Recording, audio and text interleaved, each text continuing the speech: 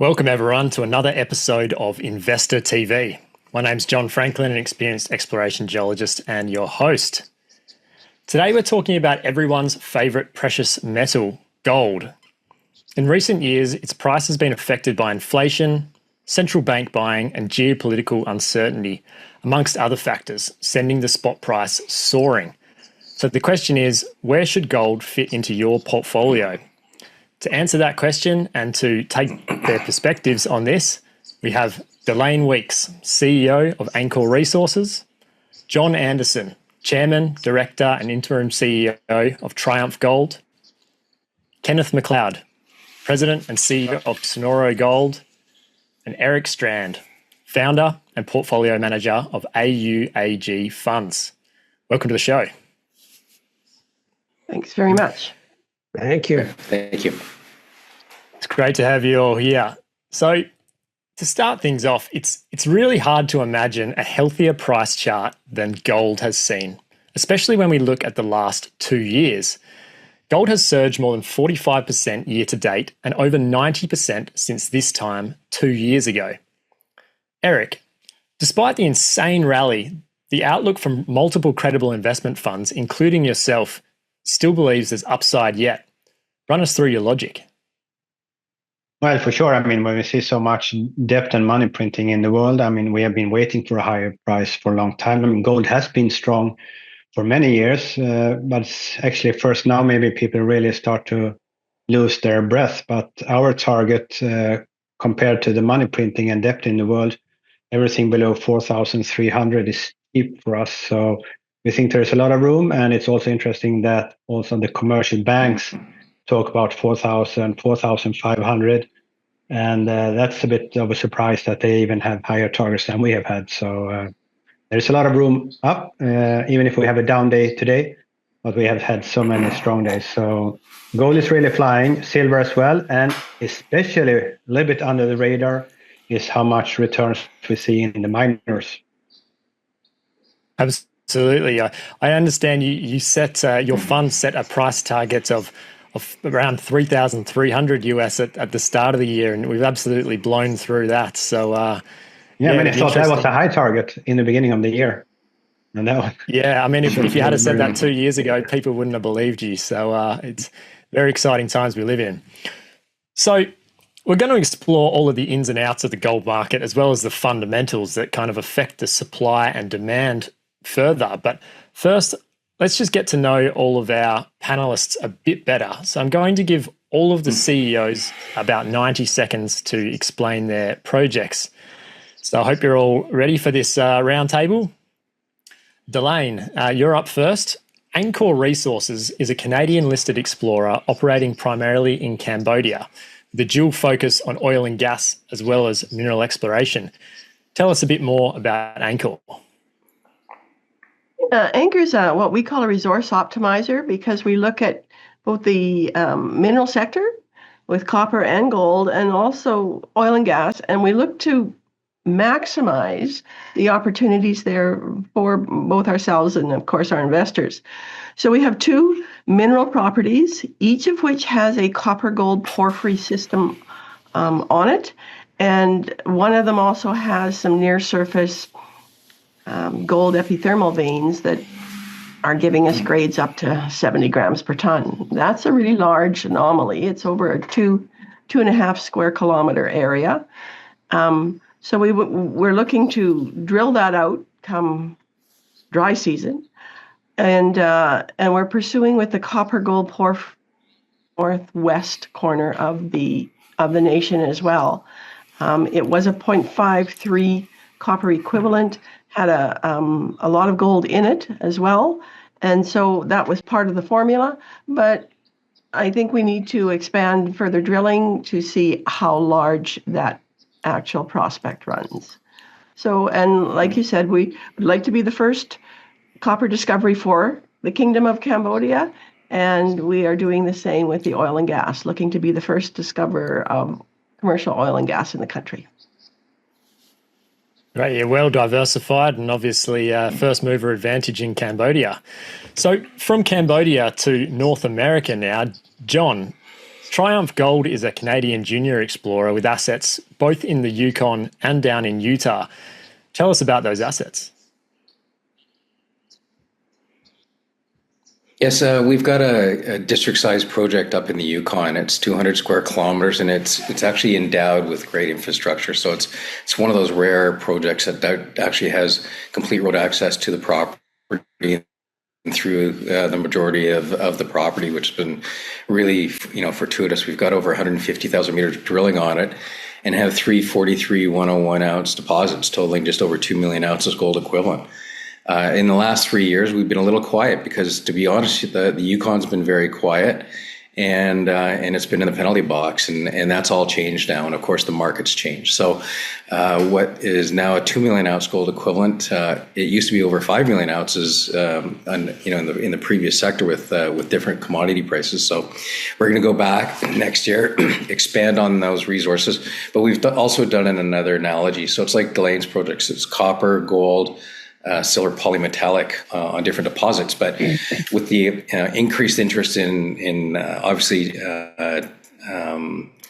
other metals like molybdenum and antimony and tungsten, which we have a lot of, we're going to reevaluate the project going into next year's exploration program. So in the meantime, just last year with the interest in silver and lack of interest in the Yukon, we were given an opportunity to acquire property in Utah. It's fairly grassroots. It's got some drilling on it. It's got some great infrastructure, a 12-ton bulk sample with 45 ounces of silver and really good gold credit. So we're gonna drill that. We plan on drilling it before the end of the year.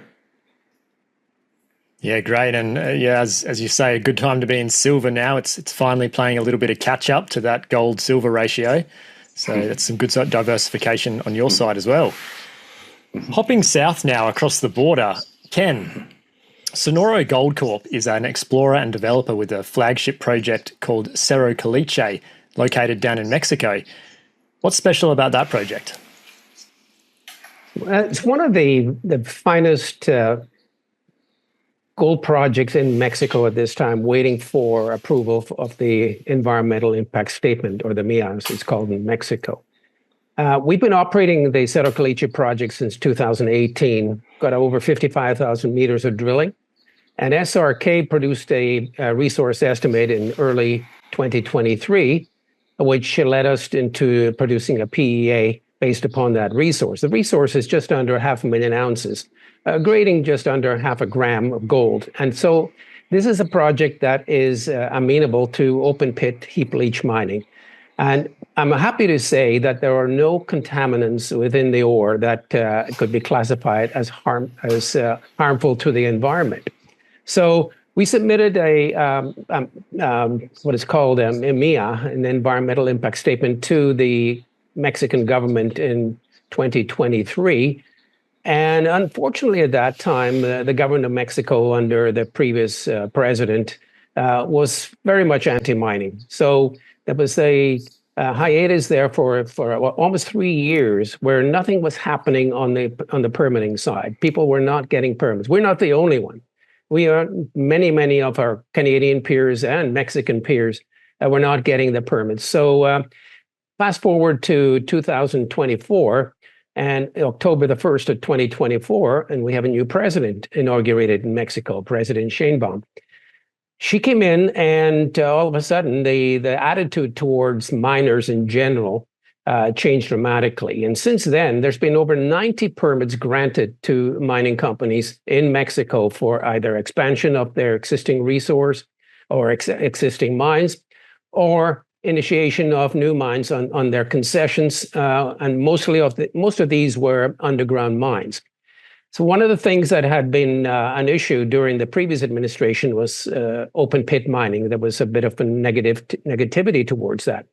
And that is now changing as well. So we are in the process right now, according to the information we're receiving from the government of Mexico, we're on a short list of about 8 companies that are in the pipeline for approval for their open pit mines within the coming months. Can't tell you exactly when it's going to happen, but it's been published in media in Mexico and around the world that we are one of these companies that are waiting for the approval. My best estimate right now is Q1 of 2026 would be the likeliest time for us to get the approval.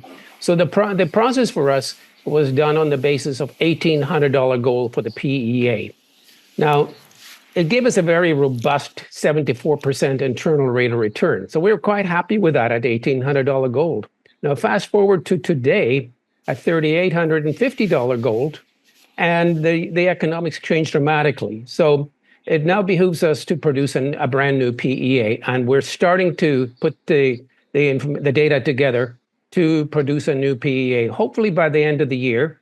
And it'll have a dramatic impact on the net present value and the internal rate of return. So we're looking forward to that. And so we go from 2.5-year payback on a 10-year life of mine from the earlier PEA to hopefully we'll be seeing something substantially even more robust than that. Absolutely. A rising tide lifts all ships, as they say. So during this panel, we'll be accepting live questions from viewers, which I'll ask as they come through. So I might as well kick the first one off now. The viewer says, hello, is it smarter for a small investor to buy gold mining stocks or just physical gold? I mean, Eric, you touched on this before as far as the mining stocks had performed just as well, or if not better than the physical asset. Maybe you can answer this one. Well, I think you can have both or even more. I mean, I like to have some gold and silver, call it at home or in your garden, wherever you have it. I mean, if the worst things happens, you should always have that. That's the last line of defense. It should be there so you can be more offensive. Then it depends on if you go for it for returns or if you want safety in your total portfolio. I mean, I would go for the commodity gold if I just want safety in my portfolio. But if I'm going for returns within the precious metal space, I would go for silver or gold miners and then silver miners, especially today, and especially for actually European and Asian investors when we have a weak dollar. What happens in the miners, the returns of the miners, the leverage gets even higher in this period. So, and we see the margin expansion for the miners that are producing, and of course for the ones that are coming live later. I mean, the margins are so different now, and I think it's still not priced at all in the market. So I would go for miners if I want the returns. But again, I mean, the commodities themselves are very volatile, especially if you go for silver. And the miners are equity, so that's even volatility on volatility. So you really need a portfolio, and that's why we offer funds that we have 25, 30 holdings that we are rebalancing. And that's hard to do if you hold the portfolio for many years. You get really hard to rebalance the portfolio. So there are other risks with the mining companies that you have to take in consideration. Absolutely, yeah. And there's something I find fascinating with that is the lag in the earnings update, even though the physical gold price goes up, but the quarterly activity report for the miner comes out months later. And so then there's always a shoot up straight after that, even though you can kind of price it in if you're nimble and doing it on the fly. So another question that's come from a viewer is, gold seems already expensive. So how can normal investors like us actually benefit from these new discoveries? So if we look at a new discovery, maybe John Anderson, if you'd like to take that one.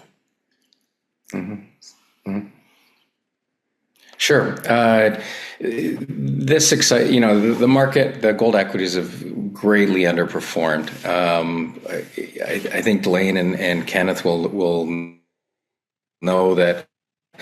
When I started getting Triumph going earlier in the year, I went around to some people in the US and I said, look, here's who we are, here's what we have. We're not out aggressively marketing the company, but I feel that the gold index was the one that was going to really take off. And the reason for that is the gold stocks were trading at 8 times earnings. And you've got the NASDAQ stocks trading at 35 times earnings at the time. You've also got the gold stocks were at the beginning of the year the most profitable. So I said, you don't necessarily have to go buy my stock or Ken's or Delayne's, but go out and buy Agnico Eagle, go buy Kinross. They're the producers, they'll be the first to move. And then when I saw these two people at another conference in May, a lot of people came up and said, wow, we more than double our money just on Agnico Eagle and Kinross. And now it does come through to our sector. What I think you're going to see excitement from is when there's discoveries and resource growth. And I can speak obviously for us, we know we're going to have some discoveries. Ken's is a good example where, it's considered a small, sub million ounce deposit, but given the current resource and the way his ore body is, his resource is probably going to quadruple just with the gold price mining the entire block of rock. So that's where you're going to start seeing leverage. And once that data starts to come out, I think the market will absolutely reward all of our companies for that. And if I can add a little bit to that as well, what John was talking about, the trickle-down effect is in full swing right now. We still have not fully realized the value of the trickle-down to the early stage exploration companies in gold yet. These companies are still struggling. But when you look at how incredibly the shares of Agnico Eagle, for example, and Kinross have performed over the past year or two, you will see the mid-tier gold companies. Now, many of those are in Mexico as well. They've been producing for several years, and they're doing extremely well as well. And then you go forward to the juniors that are struggling with one project in their early stage of exploration. It's only now that we're starting to see some of these companies get financed. And I cast my mind back to the period from when we started drilling at Cerro Caliche in 2018 until about 6 months ago. It was really, really hard to secure funding. And so we as insiders of the company looked at it and said, we can't over-dilute the shareholders by doing multiple financings at single-digit pennies, for example.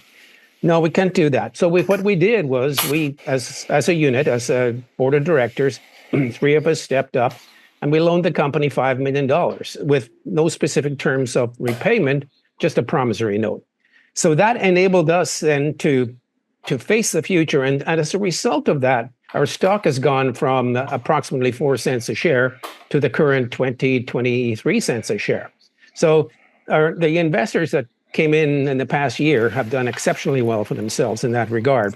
So now going forward, we're starting to get, I wouldn't say inundated, but we're happily stating that the amount of financing offers that are coming to us has quadrupled over the past few weeks.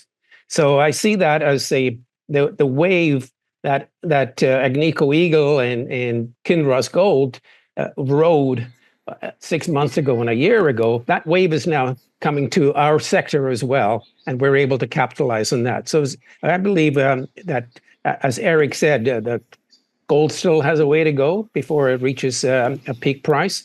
And so we're going to ride that wave all the way through, and hopefully we'll have the mine financed by the time there's any kind of turnaround in gold, and I believe we will have it financed because there's many opportunities for that now.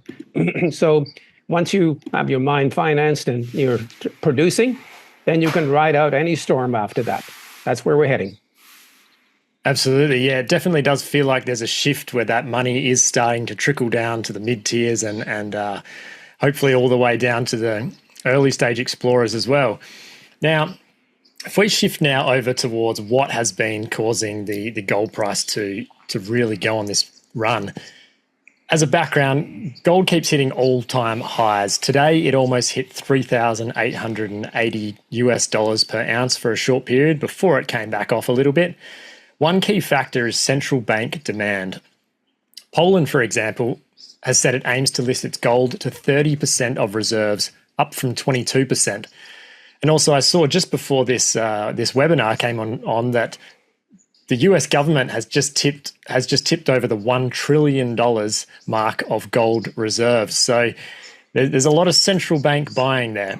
Delayne, do you see this as temporary, or will central banks continue to buy and make more and more gold purchases? I don't. I think we'll see it continue. The minute we have global uncertainty about our leading currencies, people look for stability. That includes our financial institutions, and gold's it. Gold's been that for decades, for centuries. It's a backup currency. It's something that we can measure all else by. So anytime we've got uncertainty in, be it the U.S. dollar as a or any other currency, gold is something that we continue to go back to. So I expect it will stay very strong. Yeah, absolutely. I mean, mentioning basically that gold is considered a safe haven. John, do you believe that gold exploration companies share the same risk profile? I think when you're out trying to find something new, you've got a higher risk. Of course, you get a bigger reward on that. I think the projects that we have has a base value. Gold stocks used to trade at $30 per market cap ounce that you had, and now they're trading at $3-4, sometimes less. I think, when I jump into what your question was to Delayne was, I think the biggest issue that you have with the gold price is you've got sovereign risk globally now. And it, since Trump's come in, people are fully aware that the US dollar is at risk of declining eventually. And that's why you're starting to see gold repatriate from Europe to North America, Singapore, around the world. And it's strictly because all gold is a balancing asset. It's not the be all end all asset, but it's definitely the most, I would say, coveted, balanced asset in the world. And that's why you've seen antique cars go up, you've seen art go up, but gold is definitely the most secure. And then you'll see silver. It's usually always a year behind. Eric could probably jump in on that, but silver is definitely the better leveraged of the two right now. But I think gold, we're going to go through $5,000 next year and beyond after that.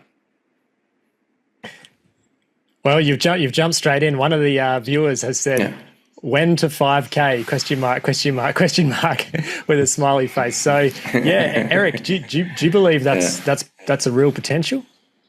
Well, 5K is not that much. I mean, we are soon at 4,000, and that's only another 25%, and we are at 5K. So it's not very far fetched. And the way we see, I mean, it's not just the debt and the money printing. I mean, the Fed is just starting to lower rates, and soon they will probably have to lower them, not just because of President Trump, but also because they have to. So we have a lot of stimulating economies going on there. We probably need some QE in the future, and that's when gold will really fly. And then I think 5,000 is actually nothing. So there's a lot of room in gold, but gold is also, like we said before here, it has no counterparty risk. And when you see these uncertainties within countries, I mean, that's a property that's really, really valuable. But still, again, I mean, silver is stronger than gold this year. And silver is really starting to fly as well. And the miners, so I think that's much more interesting. Even if gold is good, silver and the miners are even more interesting. And they have proven that this year. And that would be the big one. And also what we will see probably is the capital rotation.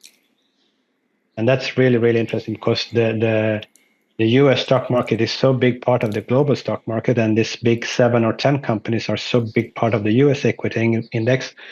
And when they will start to get unsecure about future returns, they will start to rotate capital. And even if the bond market will start to rotate into gold a little bit, just a percentage or so, that will have a strong impact on the prices. So strength feeds strength, as they say, and capital rotation, I think, will be a big theme and will be very beneficial for us in the sector.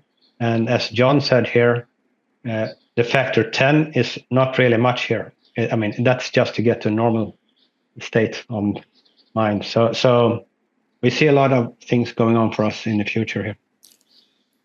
And John, sounds like we've got a couple of gold bulls here. One of the things, Sorry, John, that is getting more prevalent in the news media now is the future debasement of the U.S. dollar, and it's a strategy used by the Trump administration to devalue the currency to the point where they can go in there and settle their debts, their massive debts, at a very, very debased U.S. dollar at that point. And the counter to that, of course, is accumulating gold. So as the U.S. dollar goes down in value, gold simply has to go up in value. So I believe we're in a good position at this point as potential gold miners and gold miners in general to take advantage of that situation. Yeah, I'm going to touch on what Eric said as well before, because it obviously is a huge part of the price move. And the Fed and lowering interest rates, this is another question from one of the viewers. Basically, they said, what do you think about the Fed and lowering interest rates? Will the prices continue to go up if Fed continues its policy on lower interest rates? Who wants to take that one? Maybe John? Sure. You look at long-term interest rates, they're going up. You can't manipulate long-term interest rates, so you're getting inflation. And if you're going to play with the markets and try to, stimulate things with lower rates in the short term, you're creating a potential stagflation, which is what you saw in the 70s. So it's a very dangerous game that politicians are playing. And sometimes they should just cut it off right now. It's like, Ken was talking about the debasement of the US dollar. They've got over $30 trillion of debt. They've got over $1 trillion this year that they owe. That's not sustainable. And then you look at Europe, it's even worse in Europe. You thought Germany was bad, and then all of a sudden you got France and Great Britain now talking about going to the IMF for loans. So sad for a lot of people in those areas, but the gold miners, we're not completely out of the woods yet, but we've gone through a hell of a 20-year period, and it's not been fun, but we're starting to see the rewards. We all maintained our assets. We've moved them along, and I think I know we're going to get rewarded for it. Definitely, yeah. It's spinning back towards the rate cuts a little bit. There was obviously one on the 17th of September, but the US government has signaled that there's probably going to be even further rate cuts. Eric, do you think this will encourage people to buy more gold, or will it actually encourage people to invest in other assets that benefit from the rate cuts? Well, that is interesting, and I think they're going to go really low. I mean, we see Sweden at 2% almost, and Switzerland are already at 0%. And I think they're all going there, unfortunately, and gold and silver is the only protection for the people. So we really have something to offer here. And what was interesting actually was that gold was so strong during the rate hike cycle. I mean, people said that gold was going to go down during the rate hike cycle because it doesn't give any interest. It went up. And of course, it will go up even more now when they lower rates. I mean, that's stimulating the economy. And like I said, I think I would not be surprised if they start QE, because that's the way to lower the loan rates. And they need that to refinance the debt, which is the highest cost for the US, is just to pay debt. Unfortunately for the people, I think they will do more of the same. So I think all currencies, it's not just the dollar, they will all go the same direction that they have been going. So gold and silver is a good offer for investors. And I hope for the small new miners, explorers, that they will have the period. It has been delayed because of not so much money to the sector, and also that the big ones have not done the same thing like 2011. They have just been buying other big producers. So it's a bit different this cycle than last time, but it will come down to the explorers, and that would be really exciting. Absolutely. So we've spoken a lot about the demand side. Now, if we shift over to the supply side a little bit, the World Gold Council estimates that a total supply rose 3% year on year during second quarter of 2025, with mine output at a record 909 tonnes and recycling also modestly up. Delayne, do you think this increase in supply is enough to meet the growing demand?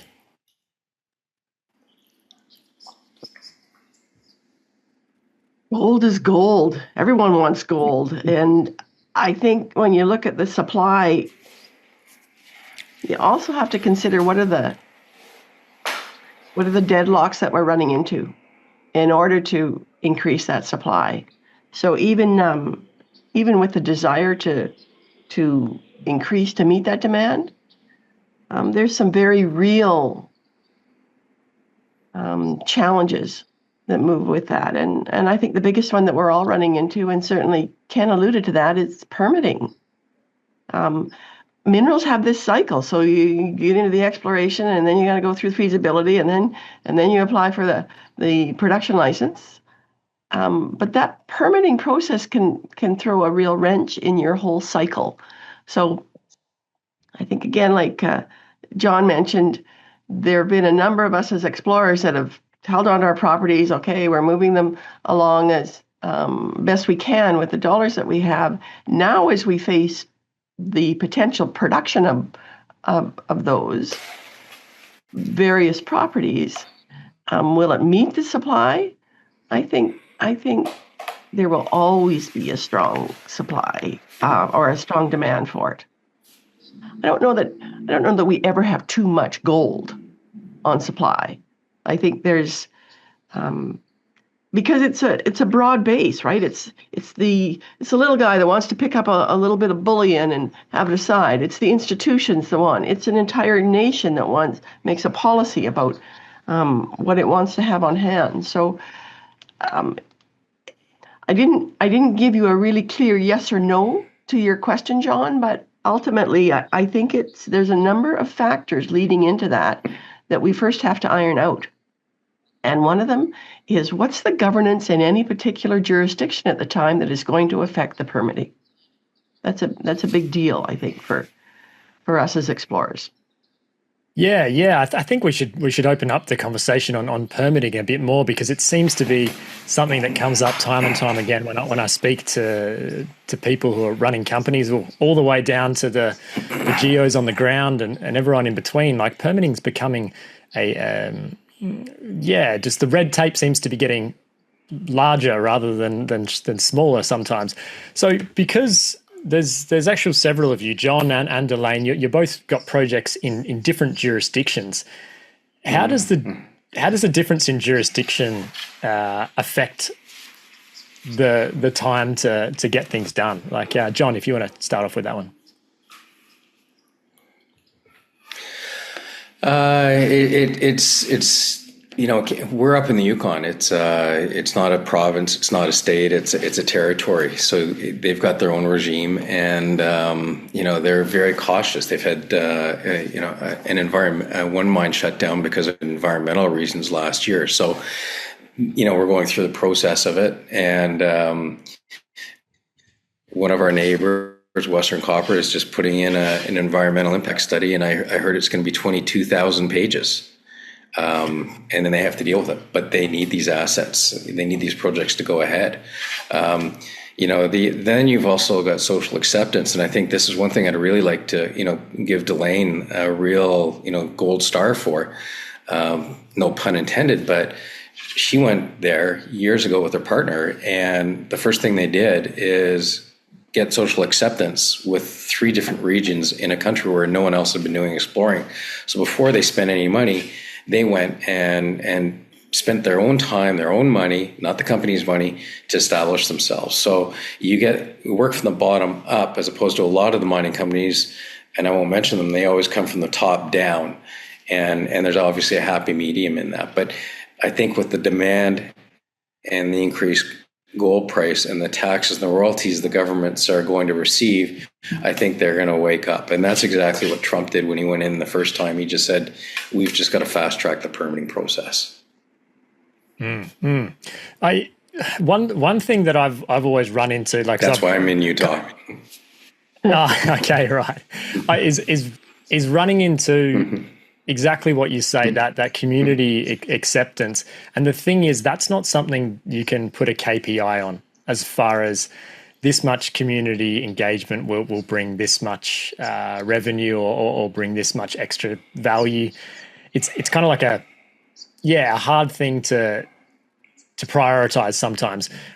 What do we think we can do better as an industry to make that social acceptance a higher priority? I want Kenneth, to jump in here, John, if you don't.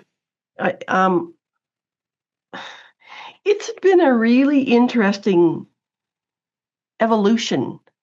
I mean, I've had people say, well, all that social stuff and community stuff, that's just, kiss your sister kind of stuff. And I've had other people that have a stronger presence for kind of people, planet, profit that will say, well, it helps pave your way to move forward. And I think, look, it's a bit of both depending who you're looking at. It's a choice that we make about how we want to do business. And like John said, we went in saying, we're not waiting for a resource. And other companies I spoke to and that we had presentations with in Cambodia at the time said, well, we're going to wait till we have a resource and then we'll move into. And you see, it doesn't have to be that big a deal. It's about how we do business every day. I mean, the costs of it are minuscule. It's about making sure that if your communities are really struggling with, I don't know, having power available to them at night and you can get some solar lamps for $35 in the community that would let them have their little education school or a little evening market. To me, that's a no-brainer. I mean, it's not a handout. It's listening to what they need, and they want to do that so that they can help move their own workforce forward from children up to adults. And I don't want to go off on a tirade here, but working with communities is something that you do hand in hand. It expresses your philosophy of how you want to develop your company. And really, that's the one thing that we did differently in Cambodia, both on the mineral side and on the oil side. And it has paid off. But it's been 15 years, and there have been times where I've been told, do not talk about social development. Don't mention that right now, because it's not what the audience wants to hear. Okay, I just kind of go. Yeah. I would like to jump in there. We put this very, very high on the social work. We even got some rather major, not the big majors, but mid-major companies to produce videos on how they work with the society around the mines and what they do for them, and with the water, with electricity, with schools, with everything. And it's amazing when you hear the stories from these miners, and the miners are so good at it, many of them. And I think we have to differentiate modern mining with illegal mining to really show what is modern mining, and really to get rid of the illegal mining as far as possible. And jurisdiction is coming so high. It was high 5-6 years ago, but now it's even more on the list. Jurisdiction, or how the companies deal within the countries. Because if you have good connections with the country, you will keep your license as well, probably. So jurisdiction, and how you also about sustainability that so many miners are really good at. I think when you grow up and you get more institutional investors, you will get even more institutional investors. The stock price will go up and everybody will be happy. So it is, as Delayne said, a no-brainer to put some work to this area. So I think it's very, very important. Another factor that I think will be important this time is that in the past, I understand why, but a lot of equities on the venture exchange like to be low priced. This 0.04 we mentioned here before, but even lower prices. And I understand it's easy to get a percentage of returns on these very low prices because the investors don't really see that. They just pay some more cents. One problem with this is that, like, for us, we are not allowed to invest in companies priced low price policies below $1 on the venture exchange, because there are good companies there, but there are also fraudulent companies doing this, and we see this with cryptos also starting at 0.00000.1, and of course you have 100,000% return if you just buy a little bit more for some other price. So to get investors, I think it's good, even if you're on the venture exchange, to get the share price above $1 to be out of this group of other if you're a serious company, try to get the share price there, even if you have to make a river, do something to get the price there, whatever, to start there, reverse split or whatever. But in the end, I think that's the way to get money into the stocks. Yeah, and there's a lot of different methods you can use as well. You can use rollbacks, and there's methods to mitigate that. So you mentioned something. You get the serious professional investors. I mean, in retail you can get at whatever price, but if you want the institutional investors, you have to become like really visible serious, even if you are serious in your business. But it's much easier for an institutional investor when they see not low priced stocks. Definitely. Liquidity is extremely important to the bigger fish. So while we were talking about jurisdiction and just how important it is, anyone who wants to answer this one, I guess someone's answered from the viewers. With gold demand rising, which regions do you see as the most promising for big new discoveries? Actually, I'll send that one back to you, Eric, because we want an independent view on this one. Well, I mean, we don't see any big new discoveries. We don't see any big ones. That's the problem. I mean, it's not just gold, silver, it's copper. We don't see any big ones anymore.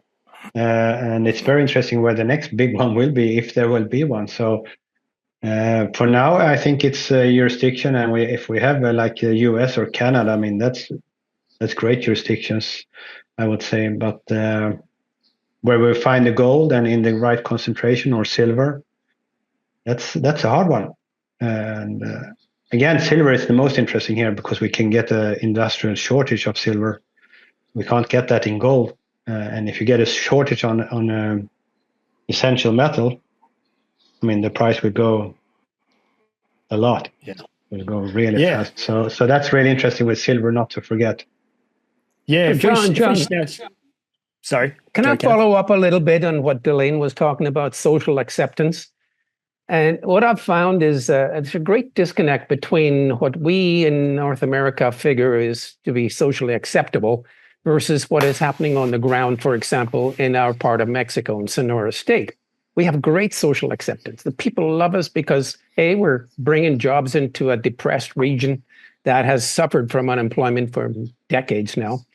And we're paying high prices. We're paying good wages for these people as well. So on that basis, theoretically, it should be a slam dunk to get your environmental permit approval. But governments have their own, national governments have their own agendas as well, and they have to cater to their population or their voter base. And that does not necessarily coincide with the needs of the country. It coincides with the needs of the voters, which is a totally different thing. So what we found in Canada is the average person out there on the street with their iPhone and their sophisticated computers and their highly sophisticated vehicles and so on and so forth, and their tech-based or the oil-based clothing, they have no desire to support mining in general because mining pollutes, according to them. And of course, they don't see the connection between what they're wearing, what they're driving, what they're listening to, with where the original material comes from in the first place. So I remember back when one of my daughters was in high school, she was forced to watch a video called I'm trying to remember what it was. It was about mining, and in the narrative, it was talking about 80% of the world's rivers have been poisoned by miners. This is what they're teaching in high school. This is crazy. That kind of stuff has to be countered with the positive images, the positive things that mining is doing for A, the community, and B, for society as a whole. So that translates into NGOs from Canada, for example, that go into Mexico and stir up the population, the local population, against mining. So that area is shut off from the potential for uplifting its population because of the fact that our Canadian NGOs feel that, oh no, you should leave that as pristine. So education is, I think, one of the things that is lacking in our industry to a great extent. Now, obviously over the past few years, Bitcoin and artificial intelligence has sort of taken the narrative as far as investing for especially the under 30 population. But I think now that the price of gold is getting to a point where we're starting to see results even in the junior space, as far as share prices are concerned, maybe that narrative changes, but we still need to go out there and create this positive narrative of what gold mining is doing for society as a whole. I agree completely. I want to add to Ken's comment that that's been an ongoing thing for 15 years for us. We're in both energy and minerals. And a decade ago, I mean, nobody wanted anything to do with copper gold mining because it had to be bad. But as a society, we need to wake up here. You can't turn on, you don't have any power if you don't have copper and gold and silver and frankly, oil and gas. What we need to do is focus on doing this so well with all of our technology and all the expertise from across the globe. Oh man, we have all sorts of things available to us to do this cleaner, greener, with a lower carbon footprint, and actually lead the way in all areas of development. So we need to continue educating, just like Ken said, across the board, not just at the local level with a retail, all the way up to the governments. And I think that's been a really large component of what our company has tried to do every single step, whether we're in Cambodia, whether we're in Canada, it doesn't matter where we're at. We need to understand that there's a balance here to living on our planet. And it does involve people, planet, and profit. And we don't exist if we don't find that collaborative, collective effort of those three components. Yeah, absolutely. I mean, we could definitely talk for hours on the social license side of things, but if we shift now towards it, you both mentioned the cryptocurrencies and kind of, I'm really interested in the role that plays versus gold as a safe haven asset. John, what do you think that cryptocurrency has any type of chance of replacing gold as a safe haven, or is this just all a bit of smoke? I think you're sniffing someone else's smoke when you believe that. I think crypto, I mean, look at the big banks. They've gone out and said clearly, JP Morgan, it's a trading vehicle. That's all it is. You've got a generation of people that think it is, but also maybe extreme, but Bitcoin is probably one of the biggest ways to move money from one place to another. It's not a savings. You look at what happens if the grid goes down. Look what happened in Spain when the grid went down. You couldn't get access to your money. So it is scary. Gold is, as Eric said, it's tangible. You can, as he said, you can bury it in your garden if you want. It's yours. It doesn't go away. Absolutely. Now, if I'm in agreement, by the way, I may have missed a fair few profits on the Bitcoin cycle, but I feel I could sleep well at night. Anyway, if we now shift towards ETFs and the role that they play, gold ETFs such as SPDR, so Gold Shares GLD, iShares Gold Trust, and SPDR Gold Mini Shares, they've all seen elevated activity recently, giving investors multiple vehicles to gain exposure to bullion. What makes investing in gold exploration companies an attractive alternative in your view? Maybe Kenneth, if you want to take that one. Well, that's a good one. And I think the difference, of course, is when you buy into an ETF, you're buying into a variety of different companies and different targets. So it spreads the risk. When you're buying into a specific gold company, such as Sonoro, for example, you're buying into our narrative, which is we're going to go into production. We're just going to start producing X number of ounces per year. And in our case, it'll be in the order of about 33,000 ounces a year based upon $1,800 gold. Now, I can't tell you what it's going to be when we update the PEA to reflect $3,000 gold. It's going to be substantially different, obviously.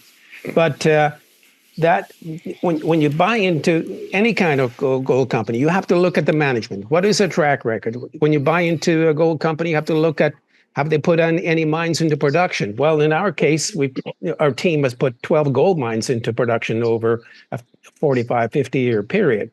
We're Mexico-focused. We're Mexico-centric. We went public in 2011. Yeah, we got a track record. We know Mexico very well. We know the political situation in Mexico. We know that we have to withstand the political tides as they ebb and flow. And we're fine with that. We can live with it. The goal for us, get into the production. And so what I would suggest that we at Sonoro offer is a project that currently is estimated based upon 30% of the property having been drilled and assayed.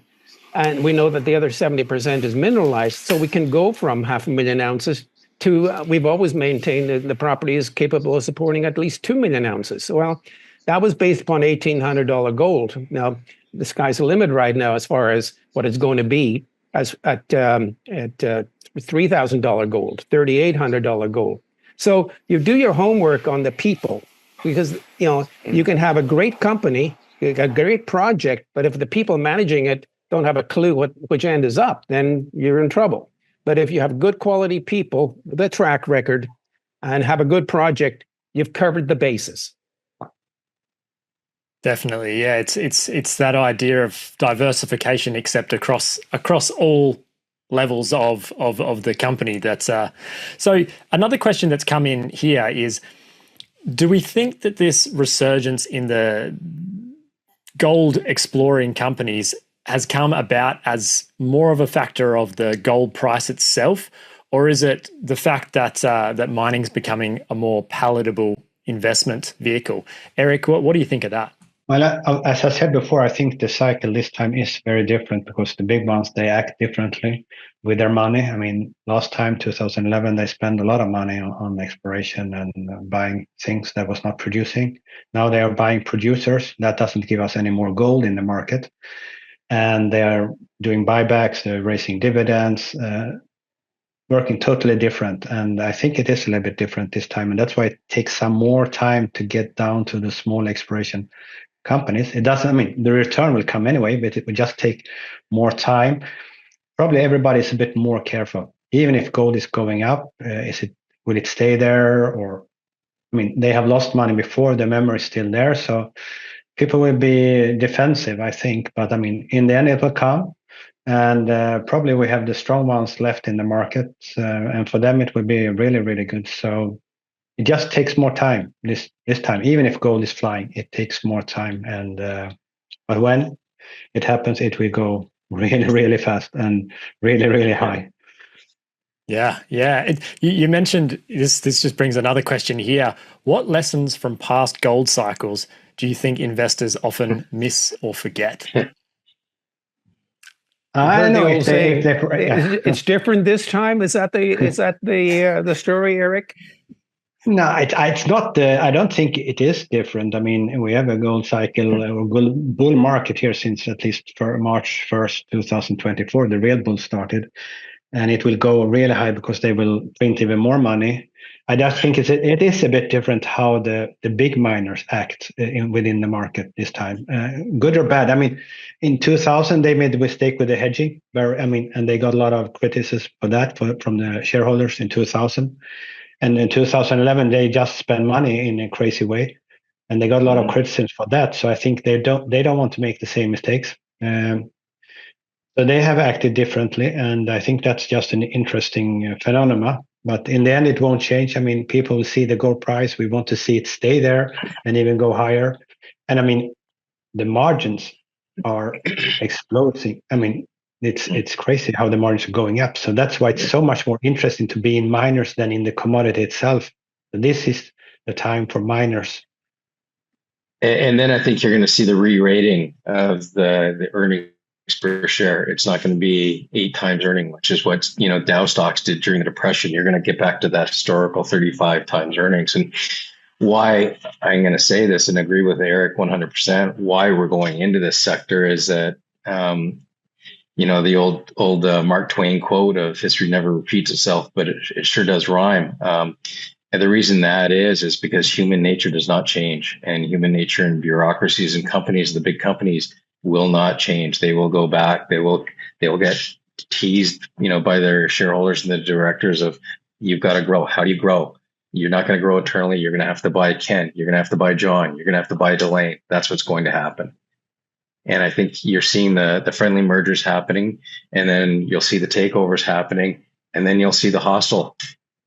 And when the hostiles start, that's when I think you're at the top of the cycle. But when you I would like to say also, the dream that to be miners to become price makers instead of price takers. That's a dream I have. I mean, like Apple, they are a price maker. And if we could get the mining sector to become a price maker instead of a price taker, I think that would be a very big difference. I don't know if we will see that, but that would be something really special.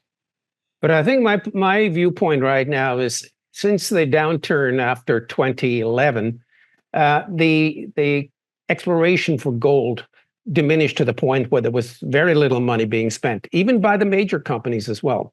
So there is a disconnect right now with the price of gold and the fact that we're not resupplying the gold that is being used, that is being mined. We're not resupplying it with new exploration and new discoveries.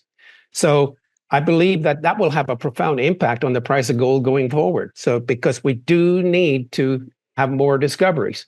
We're starting to see them. We're at the genesis of a new gold discovery cycle, but it's going to take us years to fully recover to the gold discoveries we had back in the 2010 era. Well, we've mentioned a lot. We've covered a lot of ground today. We've gone along the macro environment, to kind of the demand side, the supply side, where cryptocurrency fits into it, and kind of everything in between. So, just wanted to say thank you, Delayne, John, Eric, and Ken for joining us today, and all of the viewers for your great questions as well. It's been a great pleasure, and I look forward to speaking to you all again soon. Thank you, John. Great. Thank you, John. It's been a real pleasure. Thank you very much.